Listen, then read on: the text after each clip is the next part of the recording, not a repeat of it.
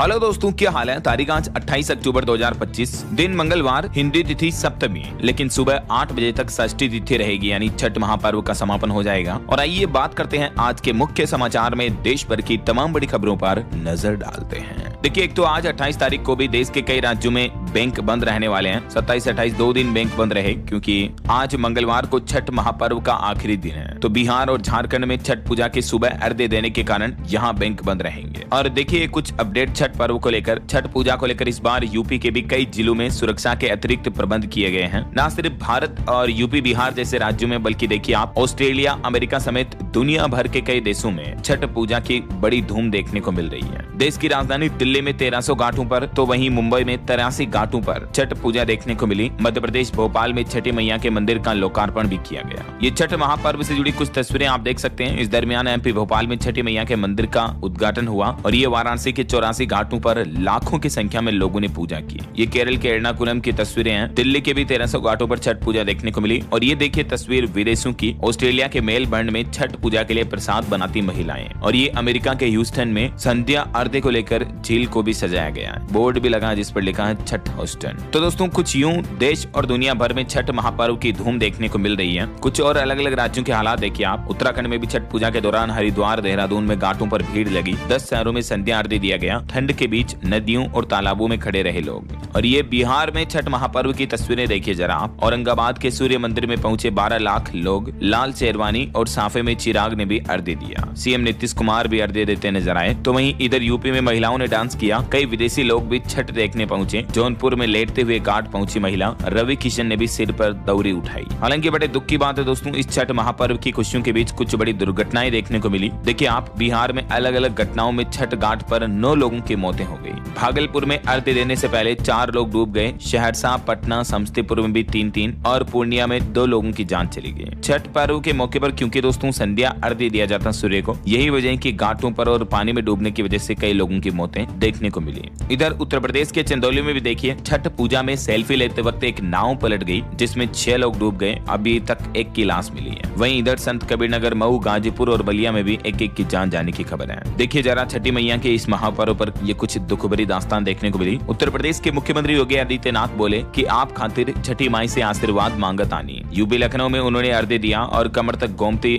नदी के अंदर उतरी व्रती महिलाएं भी। 2 किलोमीटर लेटते हुए भी पहुंची एक महिला, जिसकी अनोखी भक्ति देखने को मिली। और दोस्तों, छठ महापर्व पर आज 28 अक्टूबर को कुछ जगहों पर तो सार्वजनिक अवकाश भी रहेगा। स्कूल, कॉलेज, सरकारी दफ्तर वगैरह बंद रहेंगे। जैसे यूपी कानपुर महानगर में कंप्लीट छुट्टी घोषित की गई है। लोक आस्था के महापर्व छठ पूजा के मौके पर प्रशासन की तरफ से ये अवकाश घोषित किया गया है। तो छठ महापर्व पर लगभग 36 घंटे से कई महिलाएं निर्जला व्रत रख रही हैं। तो फिर बीती शाम को अस्ताचल सूर्य को अर्घ्य देकर माताओं बहनों ने अपने व्रत का पारण किया। और अस्ताचल गामी सूर्य को अर्घ्य देने के साथ ही छठ का तीसरा दिन कुछ यूं संपन्न हुआ। अब आज छठ पर्व का चौथा दिन रहेगा। इस दरमियान उषा अर्घ्य का समय रहेगा। 4 दिनों तक चलने वाले इस छठ महापर्व का आखिरी दिन आज संपन्न होगा और सुबह उगते सूरज को अर्घ्य दिया जाएगा व्रती महिलाओं द्वारा। ठीक है, तो आप सभी देशवासियों को छठ महापर्व, छठ पूजा की ढेर सारी हार्दिक शुभ मंगल कामनाएं। और चलिए आगे बढ़ते हैं अपन खबरों में। देखिए पहली बड़ी खबर किसान भाई लोगों को लेकर अपडेट आ रहा। पीएम किसान सम्मान निधि योजना की 21वीं किस्त अगले महीने नवंबर में जारी होगी। प्रधानमंत्री नरेंद्र मोदी करीब 10 करोड़ किसानों के खाते में 2-2 हजार रुपए ट्रांसफर करेंगे। इस योजना के तहत आपको पता होगा हर साल किसानों को 6-6 हजार रुपए दिए जाते हैं केंद्र सरकार की तरफ से। तो इस योजना की अगली किस्त को लेकर केंद्रीय कृषि मंत्री शिवराज सिंह चौहान ने कहा कि जल्द ही किसानों के खातों में ये 2 हजार रुपए की अगली किस्त जमा कर दी जाएगी। सभी राज्य सरकारों से अपील है कि वे आधार सीडिंग और ई-केवाईसी समेत अन्य औपचारिकताएं पूरी करके रखें। चलिए अगला अपडेट आ रहा कि देश में पहली बार होगा घरेलू आय का सर्वे। फरवरी 2026 से इसकी शुरू होने की संभावना है। केंद्र सरकार हमारे देश में पहली बार इस तरह का सर्वे करने जा रही है। अगले साल फरवरी में नेशनल हाउस होल्ड इनकम सर्वे किया जाएगा, जिसमें हर घर की आय का पूरा हिसाब किताब लिया जाएगा कि हर घर में कितने लोग रहते हैं, वो क्या करते हैं, उनकी आय के स्रोत क्या हैं और कौन कितना कमाता है। तो ये सर्वे करेगी हमारे देश में सरकार। इसका उद्देश्य है आर्थिक असमानता और गरीबी का स्तर हमारे देश में कितना है, इस बात का पता लगाना है ना। चलिए अगली खबर देखिए। यूएस यानी अमेरिका की यात्रा पर अब और सख्ती बढ़ती जाएगी। अब अमेरिका आने जाने वाले हर गैर नागरिक की खींची जाएगी फोटो। नया बायोमेट्रिक सिस्टम भी लागू हुआ। अमेरिकी सीमा शुल्क और सीमा सुरक्षा सीबीपी ने अपने बायोमेट्रिक ट्रैकिंग सिस्टम का बड़ा विस्तार करने का ऐलान किया है। चलिए खबर देखिए। देश की राजधानी दिल्ली में अब बाहर के गेयर BS6 मानक वाणिज्य वाहनों के प्रवेश पर 1 नवंबर से ही रोक रहेगी। प्रदूषण को कम करने के लिए दिल्ली सरकार ने आदेश जारी किया है और एक सर्वे रिपोर्ट भी सामने आ रही है। देखिए, दिल्ली NCR में हर 4 में से 3 परिवार प्रदूषित हवा के चलते स्वास्थ्य समस्याओं से परेशान है। हालिया रिसर्च और ऑनलाइन सर्वेक्षण में पता चला। देखिए जरा आप। चलिए अगली खबर देखिए। उत्तर प्रदेश में अब मुस्तफाबाद का नाम होगा कबीरधाम। मुख्यमंत्री योगी आदित्यनाथ ने यूपी के लखीमपुर खीरी में विरासत के सम्मान का संदेश दिया और इस दरमियान CM योगी ने बड़ा ऐलान किया। उत्तर प्रदेश में ये एक और जगह का नाम बदल दिया है। अब कबीरधाम के नाम से जाना जाएगा मुस्तफाबाद को। आधिकारिक तौर से इसके नाम परिवर्तन की घोषणा कर दी है CM योगी ने। चलिए स्टूडेंट के लिए अपडेट आ रहा। CBSE ने बदल दिया पूरा पैटर्न। प्राइमरी के बच्चों को अब करना होगा ये काम, कोई भी शॉर्टकट नहीं चलेगा। अगर आप भी रट्टा मारकर पढ़ाई करते हैं, काम चला रहे हैं, तो जरा रुक जाइए, क्योंकि नई शिक्षा नीति 2020 को लागू करने के लिए CBSE टीचिंग मॉड्यूल में भी ये प्रमुख बदलाव करने जा रहा है। नई परीक्षा का कुछ यूं तरीका होगा जिसमें CBSE का कहना है कि काबिलियत पर फोकस रखा जाएगा। ओपन बुक एग्जाम सिस्टम भी शुरू किया जाएगा जल्दी CBSE की तरफ से। तो कक्षा 3री, 5वीं और 8वीं के लिए ये CBSE की ओर से कुछ नई गाइडलाइंस जारी की गई है, जिसकी डिटेल भी आप देख सकते हैं स्क्रीन पर, है ना। चलिए अगला अपडेट देखिए। भारतीय हॉकी के 100 साल पूरे होने के मौके पर अगले महीने 7 नवंबर को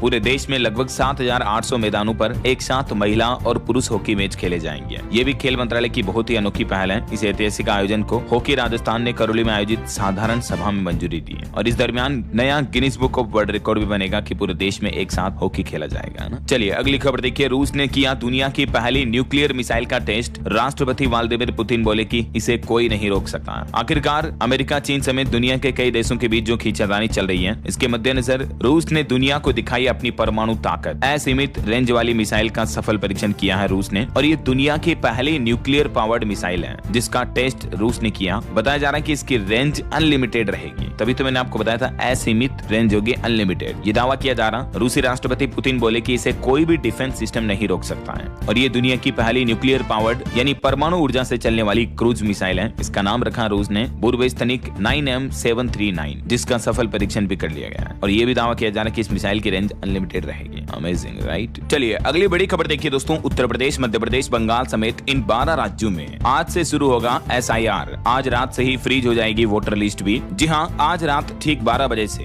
SIR का दूसरा चरण शुरू होने जा रहा और नई मतदाता सूची अब 7 फरवरी को जारी की जाएगी। राजस्थान, मध्य प्रदेश, उत्तर प्रदेश समेत देश के 12 राज्यों में आज से ही ये SIR होने जा रहा, जो 7 फरवरी तक कंप्लीट होगा और अगले साल चुनाव वाले बंगाल, पश्चिम बंगाल में SIR होगा, लेकिन असम राज्य में SIR नहीं होगा। और देखिए इस SIR के दौरान कब होगा और इसमें वोटर को क्या करना होगा। तो SIR के दौरान BLO, BLA वोटर को एक फॉर्म देंगे, तो उस फॉर्म को भरकर वोटर को उन्हें ये जानकारी मैच करवानी है। अगर 2 जगह वोटर लिस्ट में उनका नाम है तो एक जगह से कटवाना होगा। अगर वोटर का नाम वोटर लिस्ट में है ही नहीं तो जुड़वाने के लिए भी फॉर्म भरना होगा और संबंधित डॉक्यूमेंट्स देने होंगे। बाकी जो 18 साल से ऊपर के नए वोटर्स हैं उनको जोड़ा जाएगा इस SIR के जरिए। जिन लोगों की मृत्यु हो चुकी है उनके नाम डिलीट किए जाएंगे वोटर लिस्ट से, है ना। SIR का मेन मकसद ही यही होता है, स्पेशल इंटेंसिव रिवीजन। SIR का फुल फॉर्म ये होता है ना। तो यूपी, बंगाल समेत 12 राज्यों के तकरीबन 51 करोड़ वोटर्स का पुनरीक्षण होगा, पुनः जांच होगी उनकी वोटिंग लिस्ट के नाम में, है ना। अच्छा, SIR के लिए अधिकारियों का ट्रांसफर भी नहीं कर सकती राज्य सरकारें। इसी यानी इलेक्शन कमीशन के कंट्रोल में रहेंगे अफसर। ये भी नया आदेश जारी हुआ और इसके अलावा SIR की घोषणा के ही दिन पश्चिम बंगाल में बड़ा प्रशासनिक फेरबदल देखा गया। 200 से ज्यादा अफसरों के तबादले किए ममता बनर्जी सरकार ने। और जैसा कि मैंने आपको बताया, असम राज्य में ये SIR नहीं होगा। इसके पीछे वजह यह है, चुनाव आयोग का कहना कि असम में नागरिकता से जुड़े नियम थोड़े अलग हैं, तो यहाँ SIR प्रक्रिया अलग तरीके से चलेगी। यही वजह है कि फिलहाल असम में ये SIR नहीं होगा ना। ओके, और चलिए आगे बढ़ते हैं अपन खबरों में। देखिए सोने चांदी के भाव पर बड़ी खबर आ रही कि सोने चांदी के दाम में एक बार फिर से गिरावट देखने को मिली है। सोना 441 रुपए घटकर 1,21,077 रुपए प्रति 10 ग्राम पर पहुंच चुका है, जबकि चांदी भी 2,002 रुपए तक और घटी।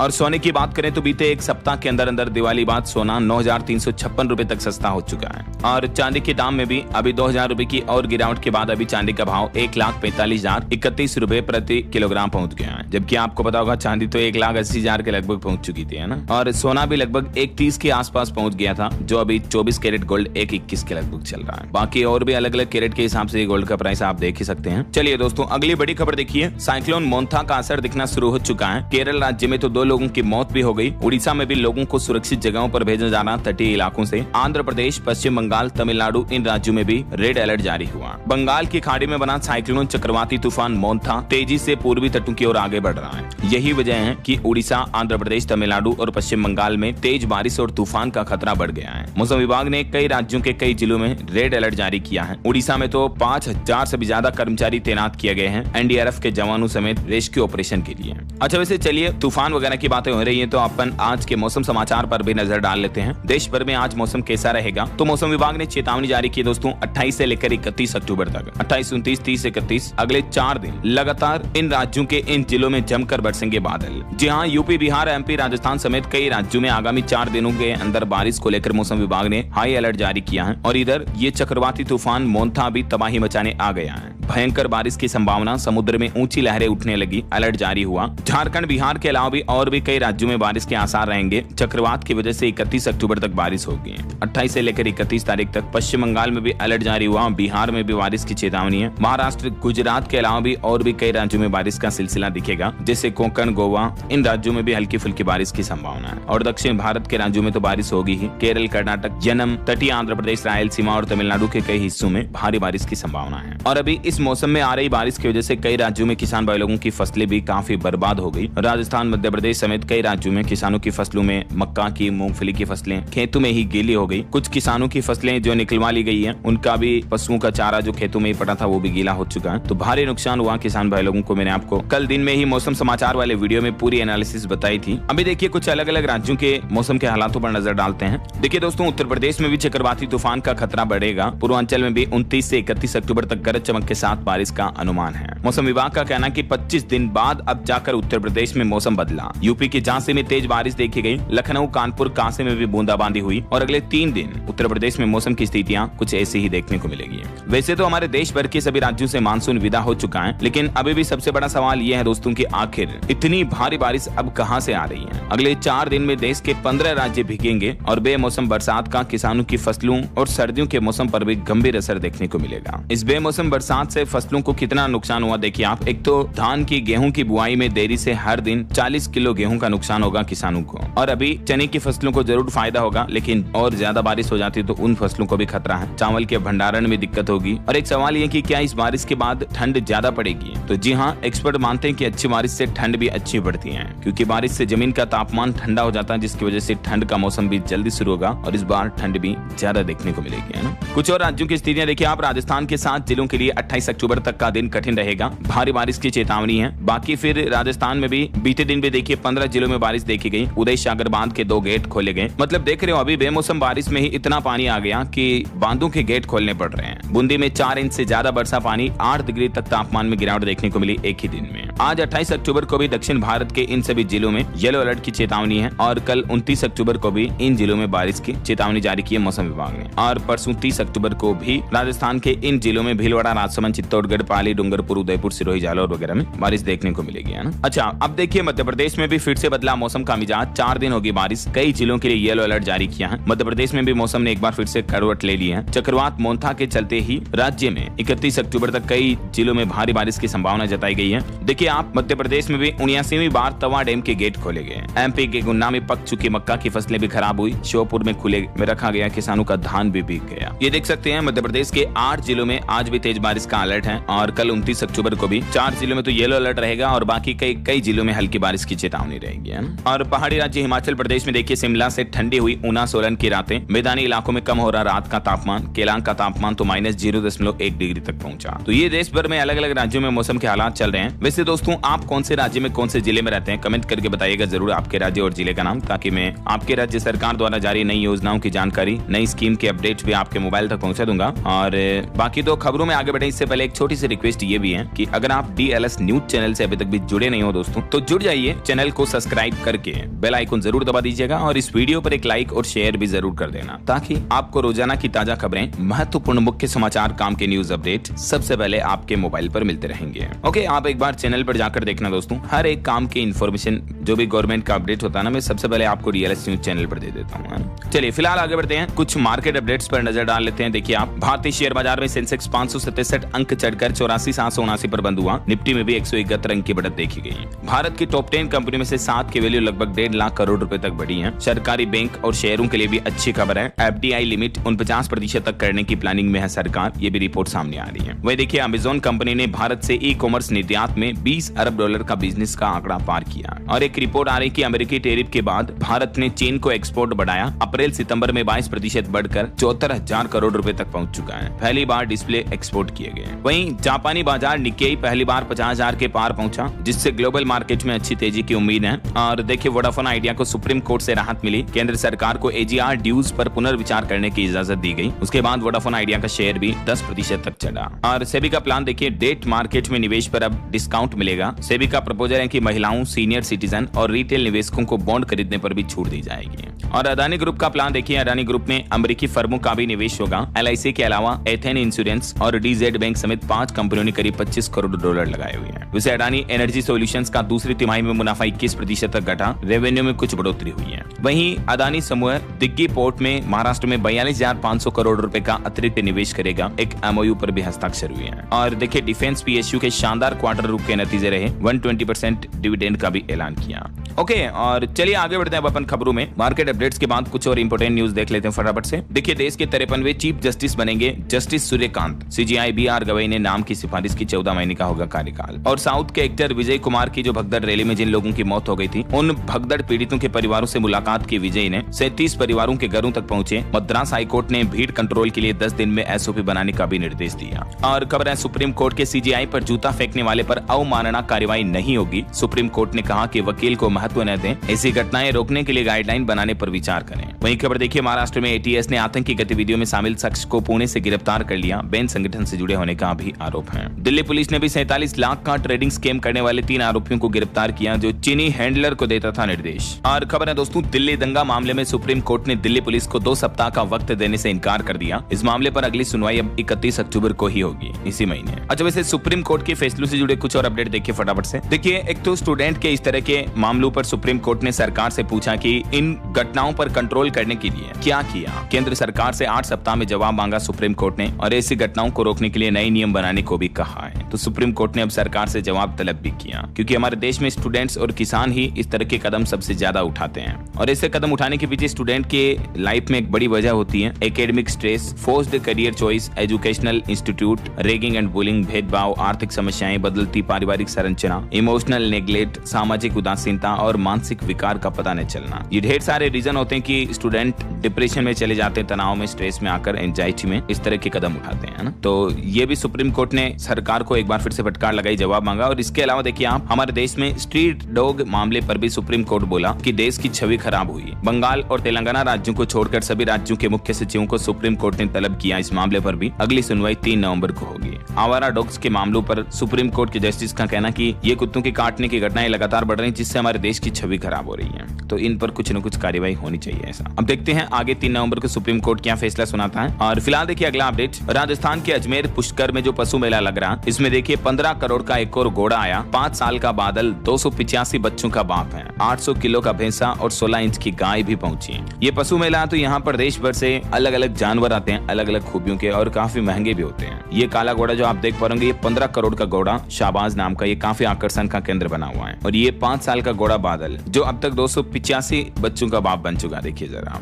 कई ऊंट वगैरह भी पहुंचे और फोटोग्राफी कर रहे हैं लोग बाग, देख सकते हैं आप तस्वीरें भी। चलिए अगली खबर देखिए, उत्तराखंड में पहली बार स्किल मैपिंग होगी। युवाओं को मिलेगी इंडस्ट्री डिमांड पर ट्रेनिंग। जारी होगी स्किल आईडी। एमएनसी में नौकरी दिलाने में भी मदद करेगी उत्तराखंड राज्य सरकार। ये बहुत ही अच्छी पहल है वाकई में उत्तराखंड सरकार की युवाओं के लिए नौकरी देने के लिए, है ना। और एक बड़ी घटना देखिए दोस्तों, मुरादाबाद के एक रेस्टोरेंट में 5 गैस सिलेंडर फट गए, जिसमें एक महिला की मौत हो गई। भीषण आग से गिरे लोग 10 झुलस गए। पहली मंजिल से खिड़की तोड़कर कूदे। रेस्टोरेंट में भयंकर घटना देखने को मिली। और एक आग की घटना यूपी लखनऊ के रेलवे हॉस्पिटल में भी देखिए भीषण आग लग गई। 22 मरीजों को बचाया गया। 3 मंजिला अस्पताल में पूरा धुआं भर गया और चारों तरफ अफरा तफरी से मच गई। हालांकि गनीमत रही कि किसी की जान नहीं गई। चलिए अगली खबर देखिए दोस्तों, ओला कंपनी ने नई हाइपर सर्विस शुरू की। कंपनी के ओरिजिनल पार्ट्स अब सीधे मोबाइल ऐप या वेबसाइट के जरिए खरीद सकेंगे कस्टमर्स। और वहीं ऑटो इंडस्ट्री से एक और खबर आ रही कि टाटा की नई एसयूवी सिएरा नवंबर में आएगी। कार में सेफ्टी के लिए नए 360 डिग्री कैमरा और लेवल 2 ADAS जैसे फीचर्स भी आपको मिलेंगे। मोबाइल फोन लॉन्चिंग पर खबर है, लावा का बजट स्मार्टफोन शार्क 2 भारत में लॉन्च हो चुका है। 50 मेगापिक्सल कैमरा और 5000 mAh बैटरी, कीमत इसकी मात्र 7,500 रुपए तक है। वहीं खबर देखिए, हरियाणा के मुख्यमंत्री नायब सिंह सैनी ने सुना पंजाबी सिंगर सरताज का गाना, बोले कि हम आपकी पूरी मदद करेंगे। और दोस्तों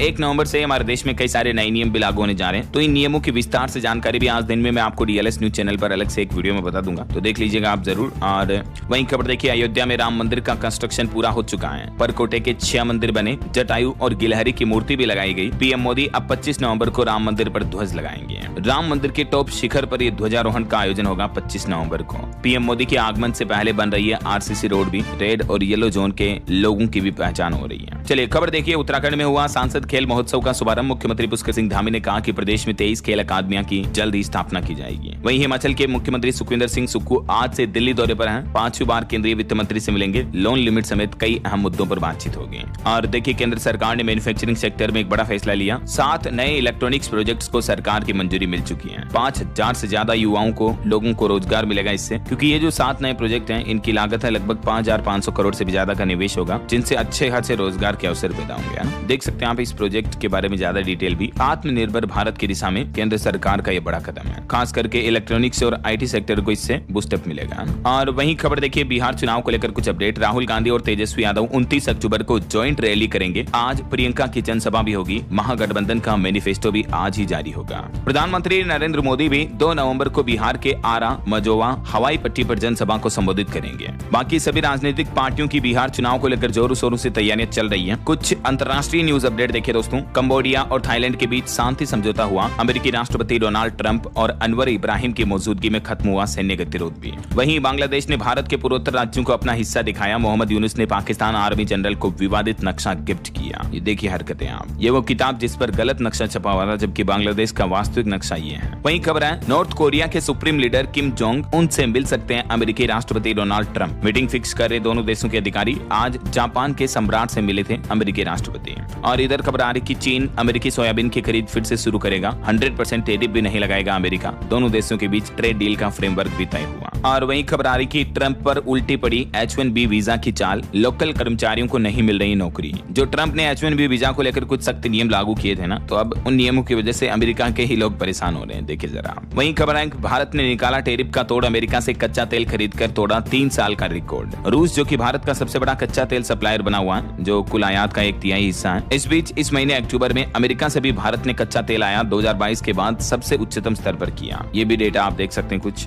चलिए आगे बढ़ते हैं खबरों में। खेल समाचार पर खबर देखिए आप। भारतीय ओपनर प्रतिका रावल विमेंस वर्ल्ड कप से बाहर हुई। चोटिल होने की वजह से अब इनकी जगह शेफाली को मौका दिया जाएगा। विमेंस वर्ल्ड कप में ऑस्ट्रेलिया के खिलाफ सेमीफाइनल खेल सकती हैं वो। और वहीं खबर है दोस्तों, असुद्दीन ओवैसी आज बिहार के गोपालगंज मोतिहारी में चुनाव प्रचार करेंगे। और आज महागठबंधन की तरफ से अपना चुनावी घोषणा पत्र भी जारी किया जाएगा, मैंने आपको बताया था। चलिए खबर देखिए, देश के रक्षा मंत्री राजनाथ सिंह ने एक बार फिर से देशवासियों और भारतीय सेनाओं को संबोधित करते हुए कहा कि सीमा पर कभी भी बदल सकते हैं हालात। हमें हमेशा युद्ध के लिए तैयार रहना होगा। देश को हर वक्त युद्ध के लिए तैयार रहना होगा। उन्होंने पाकिस्तान के साथ हुए ऑपरेशन सिंदूर को एक केस स्टडी बताते हुए कहा कि सीमाओं पर हालात कभी भी बदल सकते हैं ऐसा। और टेक न्यूज से खबर आ रही है, देखिए आप। पेटीएम, गूगल पे और फोन पे को टक्कर देने आ रहा नया डिजिटल पेमेंट ऐप जोहो पे है। वहीं खबर है, AI के युग में बेकार हो जाएगी PhD जैसी डिग्रियां। पढ़ाई को पीछे छोड़ देंगे स्मार्ट स्किल्स। गूगल की तरफ से एक रिपोर्ट जारी की गई कि आने वाले भविष्य में AI स्किल्स और स्मार्ट स्किल्स की ज्यादा डिमांड होगी, ना कि यूनिवर्सिटी कॉलेज की डिग्रियों की ऐसा। वहीं सुप्रीम कोर्ट ने केंद्र सरकार से CIC नियुक्तियों की शॉर्ट लिस्ट सार्वजनिक करने से भी इनकार कर दिया।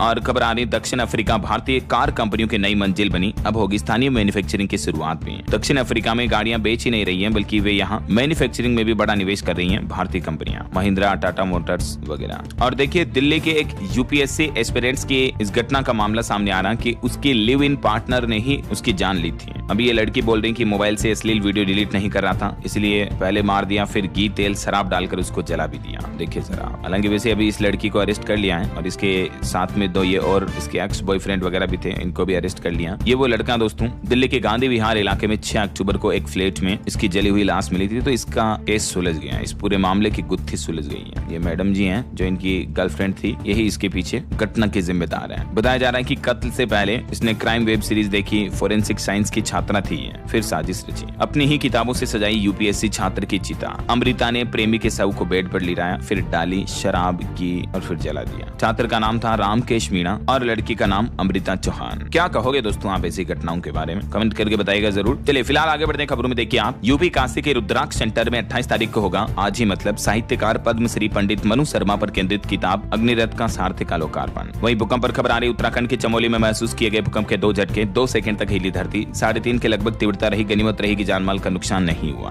खबर है हमारी भारतीय नौसेना की ताकत और बढ़ेगी, कोच्चि में सर्वे वेसल इशाक भी 6 नवंबर को इंडियन नेवी में शामिल होगा। वहीं नौकरी करने वालों के लिए जरूरी खबर आ रही, हाल ही में सरकार ने ग्रेच्युटी के नियमों में बदलाव किया। मैंने आपको कल ही इसके बारे में डिटेल जानकारी बताई थी कि केंद्र सरकार ने जो इस साल में ग्रेच्युटी की सीमा को 25 लाख बढ़ाया था, तो अब सरकार ने ये सफाई दी है कि किन किन कर्मचारियों को ये बढ़ी हुई ग्रेच्युटी का लाभ मिलेगा और किन किन संस्थानों को इस लिस्ट से बाहर किया गया। तो ये सरकार ने डिटेल जारी की। और इसके अलावा खबर आ रही दोस्तों की 8वें वेतन आयोग पर भी जल्दी ऐलान हो सकता है। सरकार की तरफ से तैयारियां भी लगातार जोरों शोरों से की जा रही हैं। चलिए अगला अपडेट देखिए। देश की सबसे बड़ी स्टॉक ब्रोकर कंपनी जीरोधा अब नई सुविधा शुरू करने जा रही है। अब सीधे एप्पल, माइक्रोसॉफ्ट, गूगल जैसे अमेरिकी शेयर भी खरीद पाएंगे आप जीरोधा के जरिए। यूएस स्टॉक्स में भी निवेश करने की सुविधा मिलेगी आपको, है ना। और रेलवे से खबर आ रही है, मुंबई पुणे से यूपी बिहार के लिए 29 अक्टूबर को कई सारी स्पेशल ट्रेनें भी चलेगी। वहीं रेल यात्रियों के लिए एक अलर्ट ये भी है, नवंबर दिसंबर में कई ट्रेनें जयपुर से नहीं गुजरेगी।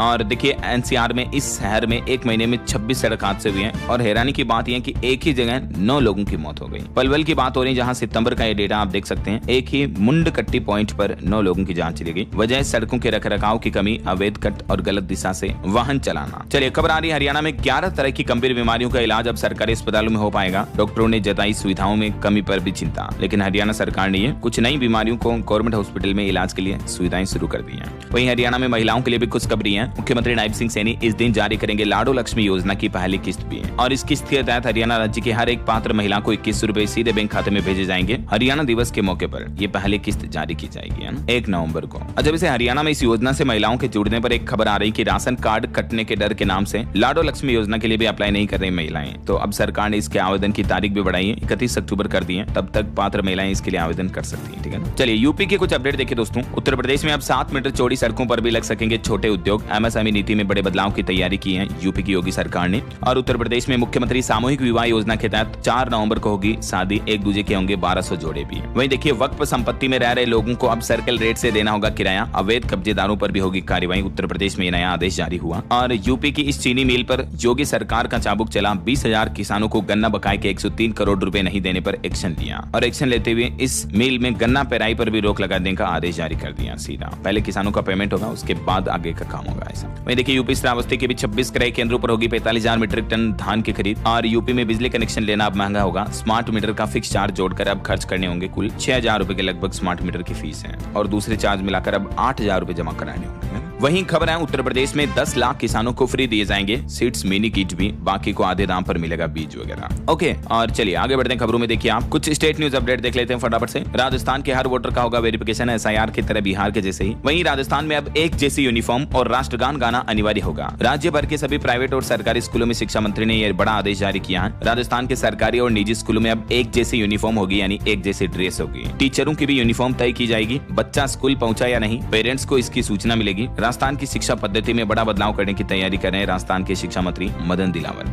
और अब शिक्षा का सत्र भी 1 अप्रैल से चालू होगा ताकि बच्चों को समय पर किताबें मिल जाएं, उन्हें गर्मी की छुट्टियों में पढ़ने का मौका मिल जाए। अभी जो सत्र 1 जुलाई से शुरू होता है उसमें भी बदलाव किया जाएगा वगैरह वगैरह। और वहीं खबर देखिए दोस्तों, राजस्थान में फिर मिला सोने का भंडार। गोल्ड के साथ तांबा, कोबाल्ट निकलने का भी अनुमान है। 25% से ज्यादा हिस्सेदारी हो जाएगी। राजस्थान के बांसवाड़ा में लगातार तीसरी बार ये सोने की खदान मिली है। गोल्ड माइनिंग की जाएगी यहाँ पर, है ना। और राजस्थान में मुख्यमंत्री अवधि पार ब्याज राहत योजना की डेडलाइन बढ़ाई गई। 31 दिसंबर तक लोन चुकाने पर 100% ब्याज माफ होगा। मध्य प्रदेश में भी एसआईआर के माध्यम से हर वोटर का वेरिफिकेशन होगा। आज रात से ही वोटर लिस्ट फ्रीज की जाएगी। छत्तीसगढ़ में भी बिहार की तरह एसआईआर सर्वे होगा, मैंने आपको बताया। और छत्तीसगढ़ के 5 जिलों में आज और कल भी भारी बारिश का रेड अलर्ट है। वहीं छत्तीसगढ़ के नवा रायपुर में पीएम मोदी करेंगे जल्द ही दिल की बात। 1 नवंबर को पीएम मोदी यहाँ 2500 बच्चों से बातचीत करेंगे। तकरीबन 6 घंटा 45 मिनट तक रायपुर में रहेंगे और शांति शिखर भवन में उद्घाटन करेंगे। इन कई सारी झांकियां वगैरह का हिस्सा भी बनेंगे वो। वहीं छत्तीसगढ़ में देखिए दोस्तों, ऑनलाइन बेटिंग ऐप के माध्यम से 50 करोड़ की एक और ठगी का मामला सामने आया और छत्तीसगढ़ में 5000 शिक्षक भर्ती का विरोध भी देखने को मिल रहा है। यूपी कुशीनगर में 4 कैनसेट रॉकेट लॉन्च किए गए। इसरो की निगरानी में यह रॉकेटरी कंपटीशन का आयोजन हो रहा है। और रेलवे से खबर आ रही, यूपी लखनऊ होकर 13 छठ पूजा स्पेशल ट्रेनें चलेगी कल से ही।